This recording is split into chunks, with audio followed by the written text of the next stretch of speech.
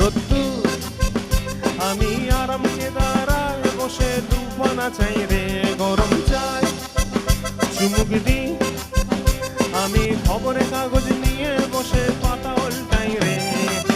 calling এর ঘন্টা শুনে ছুটে গিয়ে দরজা খুলি, কলিং এর